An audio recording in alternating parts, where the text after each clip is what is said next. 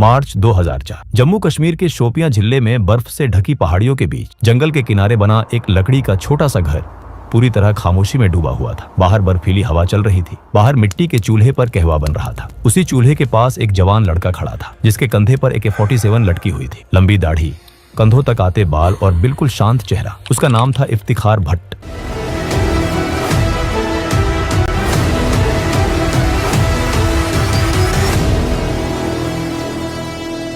घर के अंदर चारपाई पर 2 आदमी बैठे थे। ये कोई आम लोग नहीं थे, बल्कि साउथ कश्मीर में आतंक का सबसे बड़ा नाम बन चुके हिजबुल मुजाहिदीन के 2 खूंखार कमांडर थे, अबू तुरारा और अबू सब्जार। दोनों आपस में धीमी आवाज में बात कर रहे थे, लेकिन उनकी नजर बार बार इफ्तिखार भट्ट की तरफ जा रही थी। इफ्तिखार की असामान्य शांति उन्हें बेचैन कर रही थी। सिर्फ 2 हफ्ते पहले ही इफ्तिखार उनके पास आया था और उसने बताया था कि 3 साल पहले इंडियन आर्मी ने उसके बड़े भाई को एक एनकाउंटर में मार दिया था। तभी से वो बदले की आग में जल रहा था और भारतीय सेना से बदला लेना चाहता था। इफ्तिखार ने आर्मी के काफिले पर हमले का इतना सटीक प्लान उनके सामने रखा था कि दोनों कमांडर पहली नजर में ही प्रभावित हो गए थे। चेकपोस्ट की लोकेशन, गार्ड्स की संख्या, एंट्री और एग्जिट रूट, सब कुछ इतना बारीकी से तैयार था कि किसी को शक करने का मौका नहीं मिला। लेकिन आज मिशन से ठीक पहले अबू तुरारा के मन में अजीब सा संदेह उठ रहा था। उसे इफ्तिखार पर शक हो रहा था। कहवा तैयार हो चुका था। इफ्तिखार ने 3 कप ट्रे में रखे और कमरे में आकर चारपाई के पास ट्रे रख दी।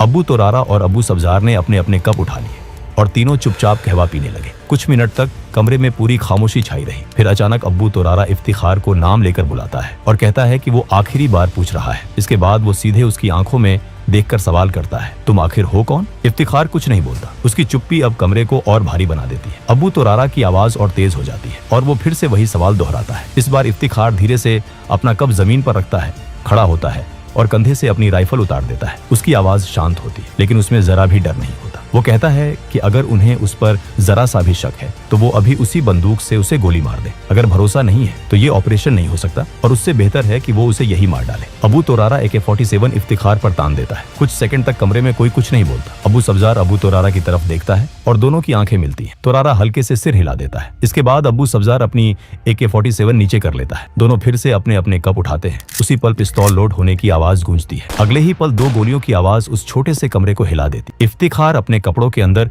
छुपी 9 mm पिस्टल निकाल चुका था। पहली गोली अबू तुरारा के सिर में जाती है और दूसरी गोली अबू सब्जार के सिर में। दोनों खूंखार जमीन पर गिर पड़ते हैं। कुछ ही सेकंड में साउथ कश्मीर के 2 सबसे बड़े आतंकियों की कहानी हमेशा के लिए खत्म हो जाती है। इसके बाद इफ्तिखार पिस्टल नीचे रखता है और अपना अधूरा कहवा पीने लगता है, जैसे वहां कुछ हुआ ही ना हो।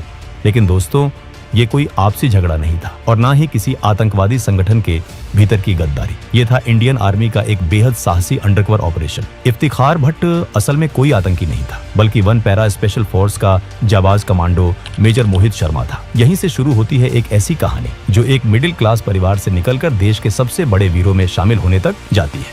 और आगे हम जानेंगे कि आखिर कौन थे मेजर मोहित शर्मा और कैसे उन्होंने अपने जुनून और हौसले से इतिहास रच दिया।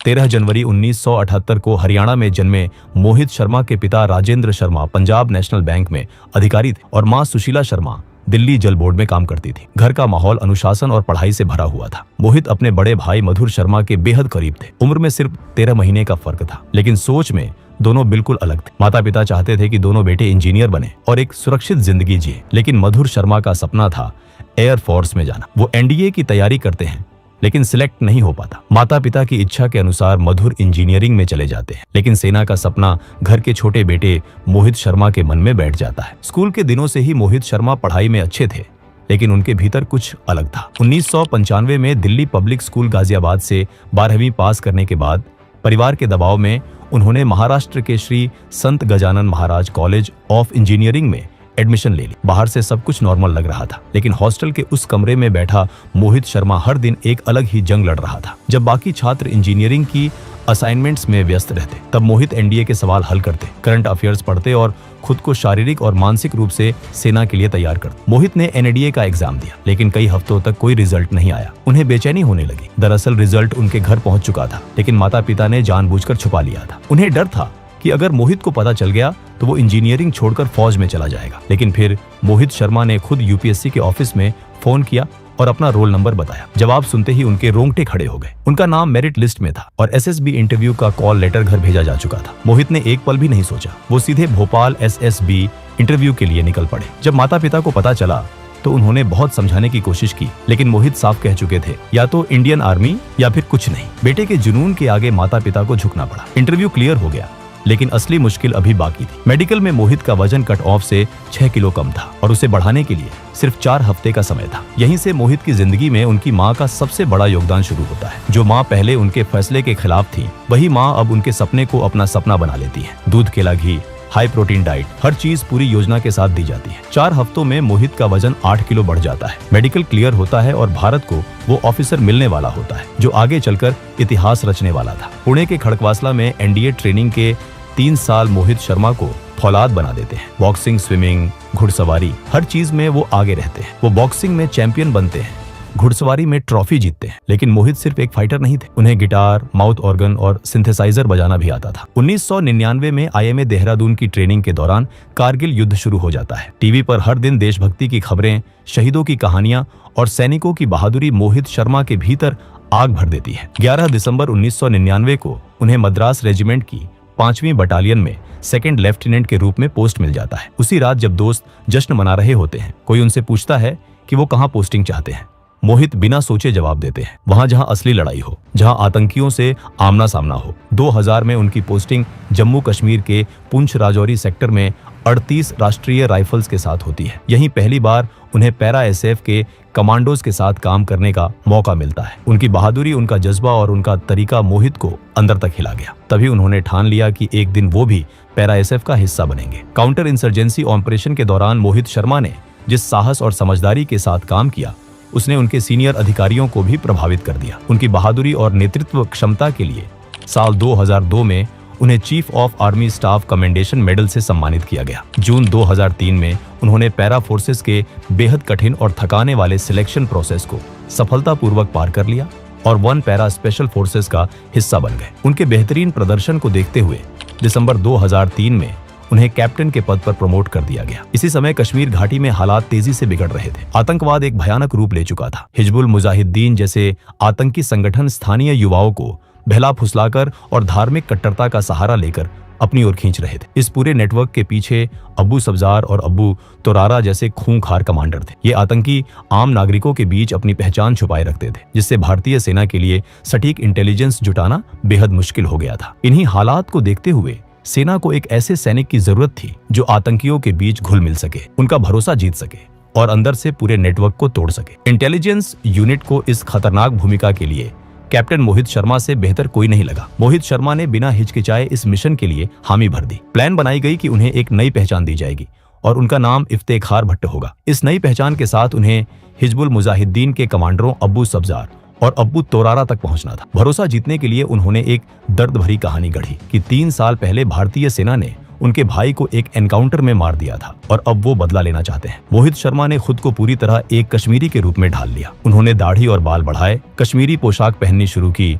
डोगरी और उर्दू सीखी, कुरान की आयतें याद की और नियमित रूप से मस्जिद जाने लगे। इफ्तेखार भट्ट बनकर वो कश्मीर की गलियों में घूमते, स्थानीय लोगों से बातचीत करते और अपने भाई की मौत का दर्द शेयर करते। करीब 2 महीने तक वो शोपियां और आसपास के गांवों में एक आम कश्मीरी की तरह रहे। धीरे धीरे वो हिजबुल के लोगों की नजर में आ गए। उन्हें लगा कि इफ्तेखार के अंदर भारतीय सेना के लिए जो नफरत है वो उनके मकसद के लिए बेहद उपयोगी हो सकती है। आखिरकार मार्च 2004 में इफ्तेखार भट्ट उर्फ कैप्टन मोहित शर्मा की मुलाकात अब्बू सब्जार और अब्बू तोरारा से करवाई गई। उन्होंने वही कहानी दोहराई और एक आर्मी चेकपोस्ट पर हमले का प्लान दिखाई, जिसमें पेट्रोल मूवमेंट और गुप्त पहाड़ी रास्तों के नक्शे भी शामिल थे। उनकी तैयारी और आत्मविश्वास ने आतंकियों को पूरी तरह यकीन दिला दिया। उन्हें लगा कि ये लड़का उनके लिए एक बड़ा हथियार बन सकता है। वो दोनों आतंकी मोहित शर्मा को अपने सबसे सुरक्षित ठिकाने पर ले जाते हैं। ये वही जगह थी जहां से बैठकर वो भारत के खिलाफ बड़ी साजिशें रचते थे। अगले 2 हफ्तों तक मोहित शर्मा उन्हीं आतंकियों के साथ रहते हैं। इस दौरान आतंकी उन्हें ट्रेनिंग देते हैं, हथियारों के इस्तेमाल के तरीके समझाते हैं और अपने मूवमेंट,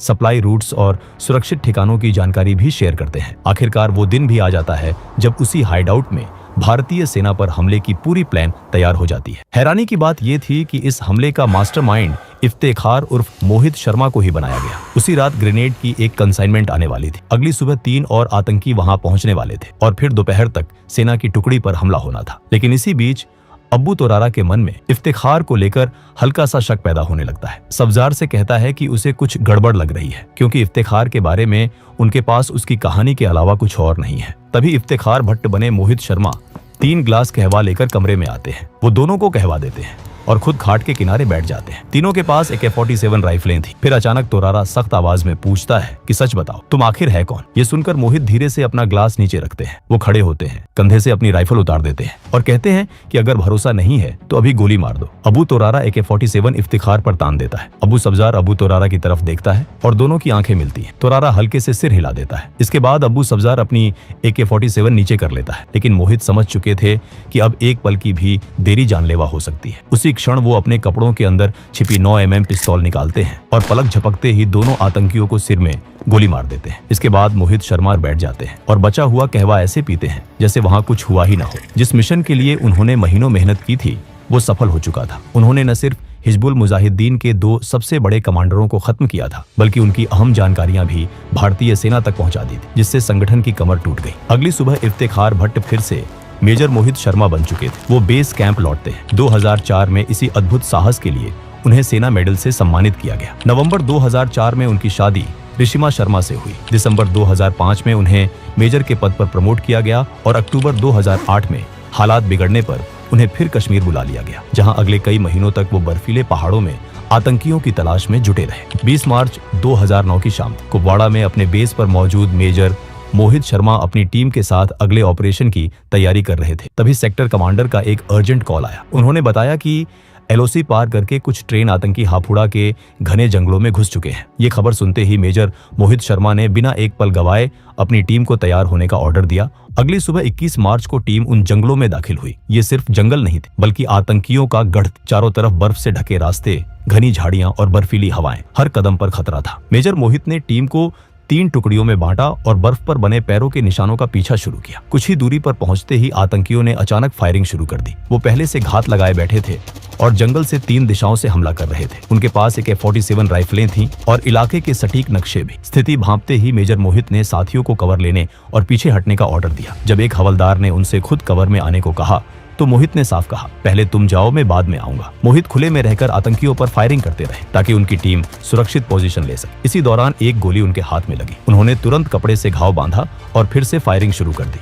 थोड़ी देर बाद लांस नायक सुभाष MGL से फायरिंग कर रहे थे, तभी वो भी घायल हो गए। हालात को देखते हुए मेजर मोहित खुद आ गया और MGL संभालकर आतंकियों पर ताबड़तोड़ फायर किया। 4 आतंकी वहीं ढेर हो गए। जब मेजर मोहित अपनी टीम की ओर लौट रहे थे, तभी एक और गोली उनके सीने के बाएं हिस्से में लगी, जहां बुलेट प्रूफ जैकेट का कवर नहीं था। खून बहने लगा, लेकिन उन्होंने साथियों से कहा, कुछ नहीं हुआ है, फायरिंग जारी रखो, हम स्पेशल फोर्स में इसी काम के लिए हैं। गंभीर रूप से घायल होने के बावजूद वो पेड़ का सहारा लेकर लगातार फायर करते रहे और अपने साथियों को दुश्मन की सीधी मार से बचाते रहे। ऊंचाई पर मौजूद तीसरी टुकड़ी भी फायरिंग में शामिल हो चुकी थी। मेजर मोहित रेडियो पर बार बार कहते रहे, फायरिंग रुकनी नहीं चाहिए। धीरे धीरे उनकी आवाज कमजोर पड़ती गई। ज्यादा खून बहने से शरीर जवाब देने लगा, लेकिन आंखें आखिरी दम तक खुली रही। बेस कैंप को जब संदेश मिला कि मेजर मोहित घायल हैं और हिल नहीं पा रहे, तो किसी को यकीन नहीं हुआ। घने जंगलों में लड़ते हुए मेजर मोहित शर्मा मात्र 31 साल की उम्र में वीरगति को प्राप्त हो चुके थे। ये ऑपरेशन 5 दिन तक चला। इस दौरान 8 भारतीय जवान शहीद हुए, लेकिन उनसे पहले 17 आतंकियों को